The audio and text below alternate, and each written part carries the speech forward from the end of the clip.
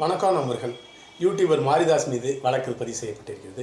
என்ன காரணத்துக்காக வழக்கு பதிவு செய்யப்பட்டிருக்கிறது அப்படிங்கிறத சுருக்கமாக பார்க்கலாம். சென்னையை சேர்ந்த 10 வயது சிறுமி தன் வீட்டுக்கு அருகில் இருக்கின்ற ஒரு சதீஷ் என்கின்ற 35 வயது மதிக்கப்பட்ட நபரால் தொடர்ந்து 10 நாட்களுக்கு மேலாக கற்பழிக்கப்பட்டிருக்கிறார், பாலியல் தொந்தரவு செய்யப்பட்டிருக்கிறார். அது மட்டும் இல்லைங்க, அப்படி இந்த சம்பவத்தை அந்த சிறுமி பெற்றோரிடம் கூறினால் அந்த சிறுமியினுடைய பெற்றோரை அந்த சிறுமியிடம் கொலை செய்வதாக மிரட்டியிருக்கின்றார். அதனால் அந்த சிறுமி இந்த சம்பவத்தை அந்த தன்னுடைய பெற்றோரிடம் அவர் கூறவில்லை. சில நாட்கள் கழித்து அந்த சிறுமி உடல் நலம் பாதிக்கப்படுகிறார். அதன் பிறகு அந்த சிறுமியினுடைய பெற்றோர் அந்த சிறுமி அரசு மருத்துவமனைக்கு அழைச்சிட்டு போகிறாங்க. அங்கே அந்த சிறுமியை பரிசோதித்த டாக்டர்கள் அந்த சிறுமியினுடைய பெண் உறுப்பு பாதிக்கப்பட்டிருக்கிறது, இன்ஃபெக்ஷன் ஆகிருக்கு, காயமாகி இன்ஃபெக்ஷன் ஆகிருக்கு. அதன் பிறகு என்ன தகவல் சொல்கிறாங்கன்னா, பெற்றோருக்கு தொடர்ந்து 10 நாட்களுக்கு மேலாக அந்த சிறுமி பாலியல் தொந்தரவு செய்யப்பட்டிருக்கிறார், கற்பழிக்கப்பட்டிருக்கிறார் அப்படிங்கிற தகவலை, அதிர்ச்சிகரமான தகவலை அந்த சிறுமியுடன் பெற்றோருக்கு சொல்கிறாங்க. அது மட்டும் இல்லைங்க, காவல்துறைக்கும் தகவல் தெரிவிச்சிடுறாங்க மருத்துவர்கள். அதன் பிறகு அந்த சிறுமி, பாதிக்கப்பட்ட சிறுமியினுடைய பெற்றோர், அந்த தவறு செய்த குற்றவாளி 3 பேரையும் காவல் நிலையத்துக்கு அழைத்து காவல்துறை அதிகாரிகள் விசாரணை நடத்துகிறாங்க. இந்த இடத்துல சிறுமிகளை காவல் நிலையத்தில் வைத்து விசாரிக்கக்கூடாது அப்படிங்கிற ஒரு சட்டம் இருக்குது. அதை காவல்துறை பின்பற்றவில்லை, மதிக்கவில்லை அப்படின்னு தான் எடுத்துக்கொள்ள வேண்டும். அதன் பிறகு அந்த சிறுமியின் முன்னிலையிலேயே, அந்த குற்றத்தை செய்த குற்றவாளி முன்னிலையிலே அந்த சிறுமியினுடைய பெற்றோரை காவல்துறை அதிகாரிகள் அடிக்கிறாங்க. என்ன காரணத்துக்குன்னு சரின்னா, இந்த வழக்கை வாபஸ் வாங்கணும் அப்படின்னு சொல்லிட்டு வற்புறுத்தி அடிக்கிறாங்க. அந்த ஆடியோ வெளியிட்டதற்காக தான் யூடியூபர் மாரிதாஸ் மீது வழக்கு பதிவு செய்யப்பட்டிருக்கிறது. இந்த சம்பவம் நடந்து ஒரு 20 நாட்களுக்கு மேலாகுதுங்க. ஆனால் தமிழகத்தை சேர்ந்த பிரதான ஊடகங்கள் அப்படின்னு சொல்லிக்கிட்ட தந்தி, புதிய தலைமுறை போன்ற ஊடகங்கள்லாம் இந்த செய்தியை அப்படியே மறைச்சிட்டாங்க.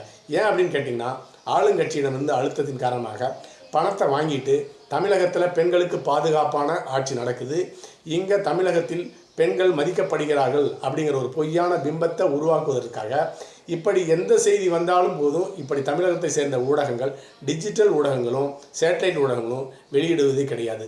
அதுதான் இந்த சிறுமியினுடைய விவகாரத்திலையும் நடந்திருக்கிறது. சரி, போஸ்கோ சம்பந்தப்பட்ட வழக்கில் சிறுமிகளை எப்படி விசாரிக்க அப்படின்னு சொல்லிட்டு அரசியலமைப்பு சட்டம், நீதிமன்றம் ஒரு திட்டத்தையே வகுத்திருக்கிறாங்க. அந்த சிறுமியை காவல் நிலையத்துக்கு அழைத்து சென்று விசாரிக்கக்கூடாது. அடுத்தது மாவட்ட பெண் உரிமை அதிகாரிகள், பாதுகாப்பு அதிகாரிகள் முன்னிலையை தான் விசாரிக்கணும்.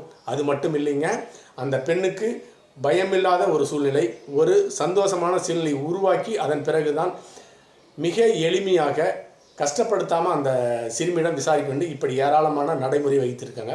அதை எல்லாமே காவல்துறை காற்றுல பறக்கவிட்டுருச்சு. தமிழக அரசு அதன் பிறகும் காவல்துறை செய்த தவறை மறைப்பதற்காக இதை பற்ற செய்தி வெளியே கொண்டு வரவே இல்லை அப்படின்னு தான் எடுத்துக்கொள்ள வேண்டும். அடுத்ததாக இதை பற்றிய செய்தியை சென்னை உயர்நீதிமன்ற நீதிபதிகள் நியூஸ் பேப்பர் வழியே பார்க்குறாங்க. அதாவது தமிழக ஊடகங்கள் இதை வெளியிடவே இல்லைங்க. ஆங்கில ஊடகங்களான Hindu, Times of India, Hindustan Times இந்த போன்ற ஊடகங்கள் ஒரு ஆர்டிக்கலாக வெளியிடுறாங்க. இப்படி தமிழகத்தில் ஒரு சிறுமிக்கு பாலியல் தொந்தரவு கொடுக்கப்பட்டிருக்குது, பாதிக்கப்பட்டிருக்கிறாங்க. தமிழக அரசு, காவல்துறை தன்னுடைய கடமை மறந்து விட்டதுன்னு சொல்லிட்டு ஆர்டிக்கல் கொடுக்குறாங்க. அதன் பிறகு இதை படித்த தெரிந்து கொண்ட சென்னை உயர்நீதிமன்ற நீதிபதி அவர்கள் இந்த வழக்கை சுமோட்டோவாக எடுத்து விசாரிக்கிறாங்க. அதன் பிறகு விசாரித்து என்ன தெரிஞ்சுக்கிறாங்கன்னா, இந்த பாதிக்கப்பட்ட சிறுமிக்கு தமிழகத்தை சேர்ந்த காவல்துறை அதிகாரிகள் விசாரித்தாங்கன்னா கண்டிப்பாக நியாயம் கிடைக்காது. அதனால் இந்த வழக்கை சிபிஐக்கு மாற்றி உத்தரவிடுகிறேன் அப்படின்னு சொல்லிட்டு வழக்கை சிபிஐக்கு மாற்றிட்டாங்க. அது மட்டும் இல்லைங்க, இந்த வழக்கு சம்பந்தமான என்ன நடவடிக்கை தமிழக அரசு எடுத்திருக்கு அப்படின்னு சொல்லிட்டு விளக்கம் அளிக்க தமிழக அரசுக்கு உத்தரவிடுறாங்க. அதன் பேரில் தமிழக அரசு சார்பாக வாதிட்ட அந்த வழக்கறிஞர் என்ன சொல்கிறாருன்னா, நாங்கள் நடவடிக்கை எடுத்திருக்கிறோம், 2 பேர் மனு வழக்கை பதிவு செய்திருக்கிறோம். அந்த 2 பேர் யாருன்னு கேட்டிங்கன்னா, இந்த சிறுமியை காவல் நிலையத்தில் வைத்து மிரட்டுறாங்க, அதை அடிக்கிறாங்க. அது சம்பந்தமான ஆடியோவை மாரிதாஸ் வெளியிட்டிருக்காரு. அதன் காரணமாக மாரிதாஸ் மீது வழக்கு பதிவு செய்யப்பட்டிருக்கிறது. 2வது நபர் யாருன்னு கேட்டிங்கன்னா, டைம்ஸ் ஆஃப் இந்தியா இந்த செய்தி வெளியிட்டதுனால டைம்ஸ் ஆஃப் இந்தியா மீது வழக்கு பதிவு செய்கிறோம்னு சொல்லியிருக்காங்க. இதிலேருந்து என்ன தெரியுதுன்னு பார்த்தீங்கன்னா, தமிழக அரசு குற்றம் செஞ்சவர்கள் மீது நடவடிக்கை எடுப்பதற்கு பதிலாக இந்த நடந்த தவறை மறைத்து தமிழகத்தில் ஒரு நல்லாட்சி நடக்குதுன்னு காட்டிக்கிறதுக்காக நடவடிக்கை எடுத்திருக்காங்க அப்படின்னு தான் தெரியுது. மொத்தத்தில் ஒட்டுமொத்தமாக அரசு இயந்திரம் முடங்கி போயிருக்கிறது. அரசு அதிகாரிகள் தான் ஆட்சி செய்கிறாங்க இல்லையா, ஆட்சியாளர்கள் அரசு ஆட்சியாளர்கள் ஆட்சி செய்யவில்லை அப்படின்னு தான் புரியுது. இப்படிப்பட்ட ஒரு அருமையான ஒரு லட்டு அல்வா கிடைச்சிருக்குது எதிர்க்கட்சி தலைவருக்கு, அருமையான நியூஸ் கிடைச்சிருக்கு. அதை எல்லாமே காற்றுல பறக்க விட்டுட்டு தமிழக எதிர்க்கட்சி தலைவர் எடப்பாடி பழனிசாமி அவர்கள் தயிர் சாதம் சாப்பிட்டுட்டு இருக்காரான்னு தெரியல. ஏன்னா ஒரு சின்ன சம்பவம் அதிமுக ஆட்சியில் நடைபெற்றாலும் அதை ஊதி பெருசு பண்ணி தமிழகத்தை ஊடகங்களுக்கெல்லாம் பணத்தை கொடுத்து அப்போது இருக்கிற திராவிட முன்னேற்றங்களை கையில் போட்டுட்டு பெருசாக ஊதி அதை மக்களிடையே ஒரு அவநம்பிக்கை ஆளுங்கட்சிக்கு ஏற்படுத்தியிருக்காங்க.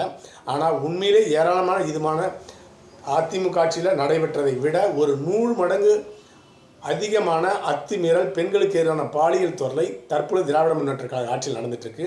ஆனால் அதை பற்ற செய்தி எதுவுமே ஊடகங்களில் வரலாலும் பரவாயில்லைங்க, எதிர்க்கட்சிகள் இதை கொண்டு வருவதற்கான எந்த நடவடிக்கையும் எடுக்கவில்லை. எடப்பாடி பழனிசாமி என்ன நினைச்சிட்டு இருக்காருன்னா, அவர் தான் இன்னும் முதலமைச்சராக நினைச்சிட்டு இருக்காரா என்று தெரியவில்லை. அப்படி தான் இருக்கிறது. தமிழகத்தில் ஒரு மோசமான ஆட்சி நடந்து கொண்டிருக்கிறது. இப்பொழுது இந்த செய்தி மாரிதாஸ் அவர்கள் வெளியிடலாம் ஊற்றி மூடி இருக்கும் தமிழக அரசு. அதனால் இதை வெளிக்கொண்டு வந்த மாரிதாஸ் அவர்களுக்கு நன்றி தெரிவிப்போம். அடுத்த பதிவில் சந்திக்கலாம். நன்றி.